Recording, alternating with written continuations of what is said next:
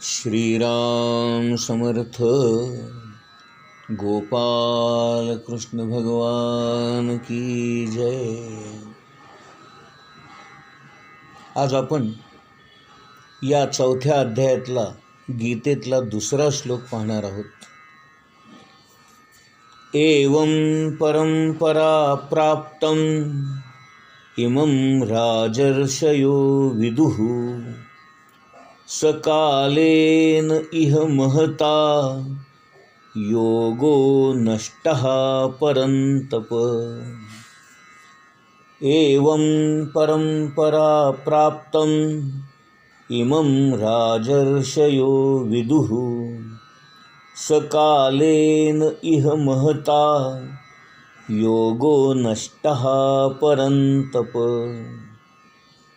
एवं परंपरा प्राप्तम इमं राजर्षयो विदुः सकालेन इह महता योगो नष्टः परन्तप। भगवान श्री कृष्ण अर्जुनाला सांगतायत, अर्जुना, याप्रमाणे हे परमश्रेष्ठ असणारं विज्ञान ज्ञान गुरु शिष्य परंपरेद्वारे प्राप्त करण्यात आले आणि राजर्षींनी सुद्धा ते त्याच पद्धतीने जाणून घेतले। परंतु काळाच्या ओघामध्ये ही परंपरा खंडित झाली आणि म्हणून हे विज्ञान हे ज्ञान आपल्यापासून लुप्त झालं असं दिसतं। भगवान श्रीकृष्ण अर्जुनाला सांगतायत, अर्जुना, असा हा परंपरा असणारा योग राजर्षी जाणत होते, परंतु बराच काळ लोटून गेला आणि हा योग आता लुप्त झालेला आहे, नाहीसा झालेला आहे, नष्ट झालेला आहे। या श्लोकावर आधारित ओवी क्रमांक 19 आता आपण बघूया। मग आणिकही या योगाते राजर्षी जाहले जाणते, पण तेथोनी आता सांप्रते नेणिजे कोणीही। काही राजर्षींना हा योग माहीत होता, परंतु त्यानंतर मात्र हा योग कुणालाही माहीत नाही।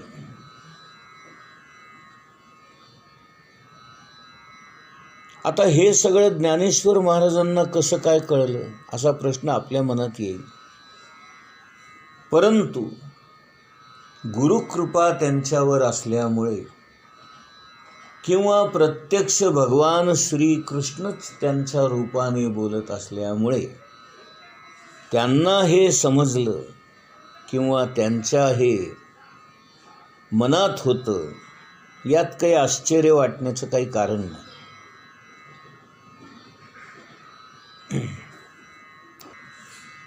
ज्ञानेश्वर महाराज हा जो योग आहे किंवा ही जी योग परंपरा आहे त्याला राजयोग असं म्हणतात किंवा पंथराज असं म्हणतात।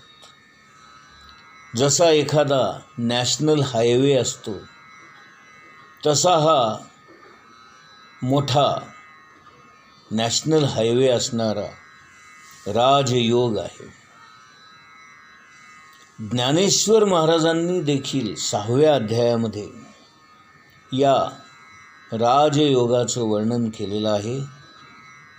राजयोग, ज्याला हल्ली आपण सगळी माणसं हठयोग या नावाने जाणतो किंवा कुंडलिनी जागृती योग असंही म्हणतात। काय आश्चर्य आहे बघा, जे मूळ गीतेत नाही, जे शंकराचार्यांनी सुद्धा सांगितलं नाही, ते ज्ञानेश्वरांनी मात्र सांगितलं। त्याचं कारणच असं आहे की ज्ञानेश्वर महाराज हे म्हटलं तर विठ्ठल भक्ती करणाऱ्या वारकरी पंथाचे आणि म्हटलं तर गुरु परंपरेनुसार नाथ पंथाचे, त्यामुळे दोन्हीकडून त्यांना या गोष्टींचं ज्ञान प्राप्त झालेलं आहे. प्रत्यक्ष पांडुरंगाकडून त्यांना वारकरी संप्रदायाचं ज्ञान प्राप्त झालं आणि नाथ परंपरेमधलेच असणारे निवृत्तीनाथ आणि यांच्याकडून त्यांना नाथ परंपरेचं देखील ज्ञान प्राप्त झालं. आणि नाथ परंपरेमध्ये हठयोगाला फार महत्त्व असल्यामुळे हा हठयोग समाजातून लुप्त होऊ नये, नष्ट होऊ नये, नाहीसा होऊ नये म्हणून त्याचं जतन करून ठेवावं किंवा निदान कुठेतरी त्याचा उल्लेख करून ठेवावा, सांगून ठेवावं म्हणून ज्ञानेश्वर महाराजांनी आपल्या 6व्या अध्यायामध्ये या हठयोगाचं अगदी सविस्तर सूक्ष्म वर्णन केलेलं आहे. बाबा बेलसरे म्हणतात, एक व्यक्ती मला अशी भेटली होती,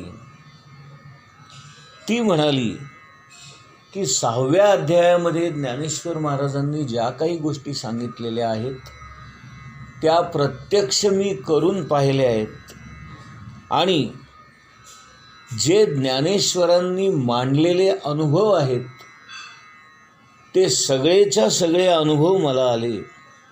त्यामुळे ज्ञानेश्वर महाराजांनी सांगितलेली ओवीन ओवी अगदी खरी आहे, बरोबर आहे, तंतोतंत आहे. आता इथे गीतेमधला हा जो श्लोक आहे त्याच्यामध्ये भगवंतच अर्जुनाच्या रूपाने सगळ्या जगाला उद्देशून हा राजयोग पुन्हा आपल्याला सांगू इच्छित आहे. कारण हा मार्ग लुप्त होऊ नये, नष्ट होऊ नये, नाहीसा होऊ नये याची भगवंतांना देखील काळजी लागलेली होती आणि म्हणून त्यांनी अर्जुनाला निमित्त करून हे पुन्हा सांगावं असं मनात आणलं. आता इथे ज्ञानेश्वर महाराज म्हणतात या मार्गाचा अभ्यास करणारे हे राजर्षी होते. आता राजर्षी आणि इतर ऋषी याच्यामध्ये फरक काय? तर जे ऋषी पण आहेत आणि शिवाय एखाद्या प्रदेशाचे राजे सुद्धा आहेत. म्हणून राजा असून जे ऋषितुल्य आहेत त्यांना राजर्षी असं म्हणतात. आणि जेव्हा असे ऋषितुल्य राजे प्रत्यक्षामध्ये राज्यकर्ते होतील त्याच वेळेला समाजाचं कल्याण होईल, उद्धार होईल, लोकांची दुःख नाहीशी होतील, लोकांना आनंद मिळेल, समाधान मिळेल, जीवन जगण्याचा एक सुलभ मार्ग प्राप्त होईल. राजर्षींमध्ये सगळ्यात प्रमुख नाव कुणाचं घ्यावं तर राजा जनक म्हणजे प्रभू रामचंद्रांचे सासरे किंवा सीता मातेचे पिता यांचं उदाहरण या संदर्भामध्ये आपल्याला नेहमीच घ्यावं लागेल. राजा जनक हा त्या काळातला अत्यंत आदर्श असा राजर्षी होता. सध्याच्या काळातलं उदाहरण घ्यायचं झालं तर शिवाजी महाराजांचं उदाहरण घ्यावं लागेल.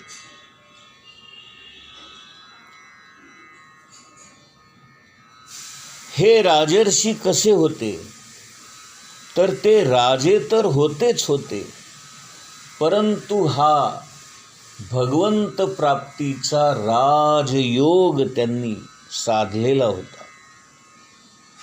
उच्च अवस्थेला गेलेले परंतु क्षत्रिय असणारे असे हे राजे होते.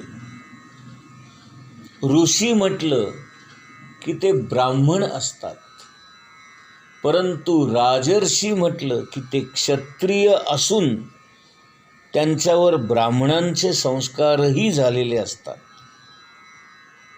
आणि म्हणून साध्या ऋषींपेक्षा हे राजर्षी नेहमी श्रेष्ठ असतात, कारण त्यांच्यामध्ये ब्राह्मणांचं ज्ञानही असतं आणि क्षत्रियांचं क्षात्र तेजही असतं.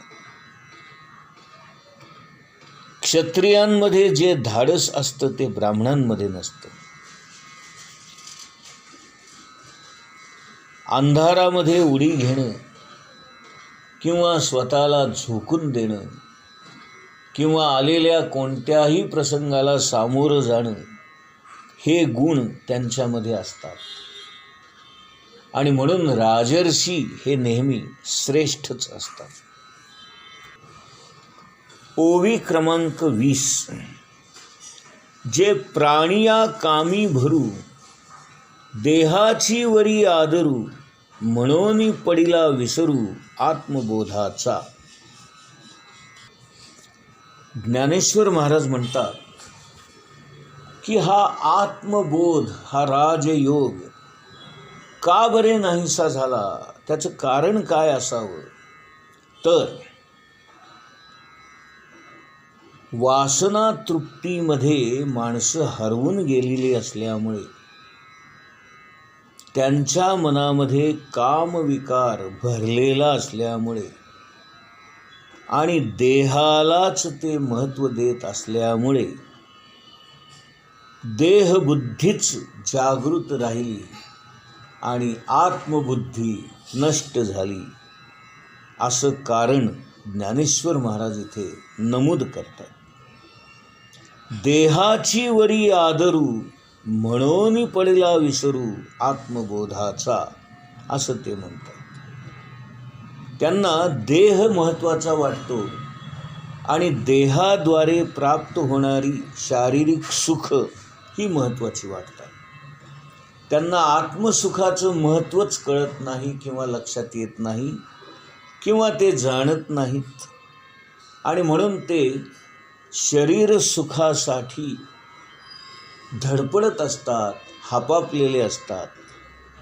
कामविकार त्यांना छळत असतो आणि म्हणून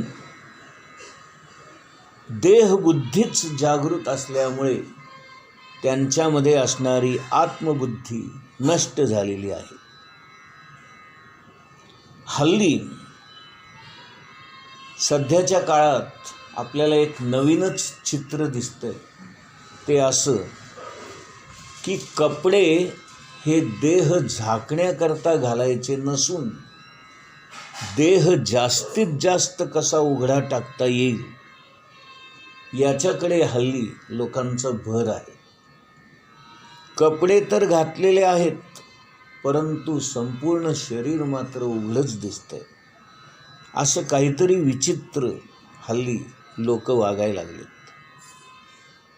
त्यातही आणखीन एक किळसवाणा प्रकार असा आढळतोय की पूर्वी गरीब परिस्थिती असल्यामुळे नवीन कपडे घेणं परवडत नसल्यामुळे माणसं कधी काळी फाटलेले,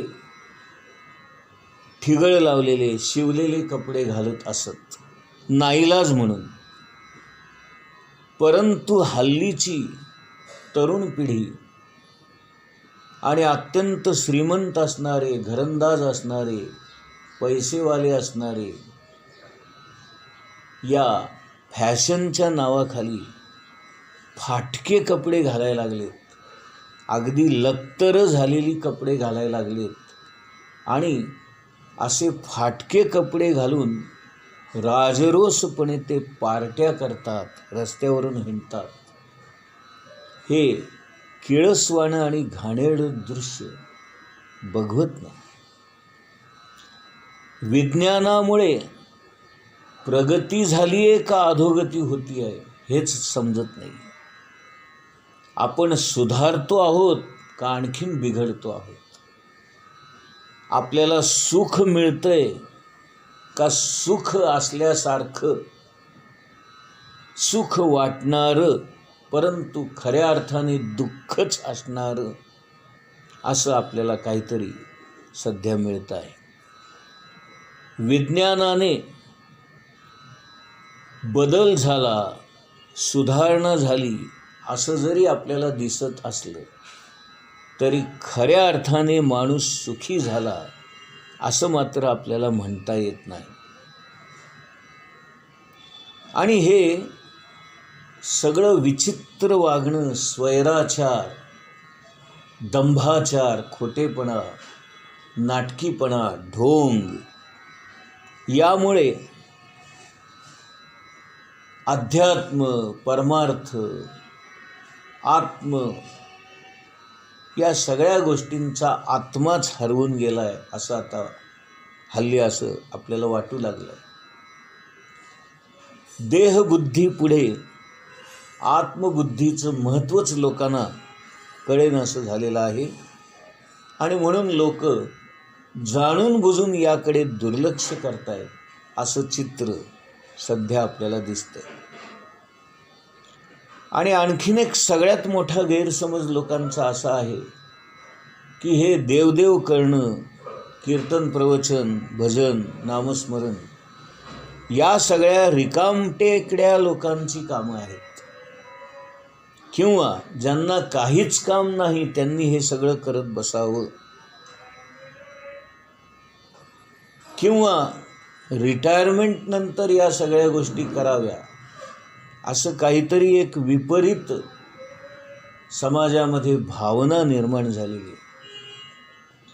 आणि म्हणून हे लुप्त होत चाललंय, नष्ट होत चाललंय. गोपाल कृष्ण भगवान की जय.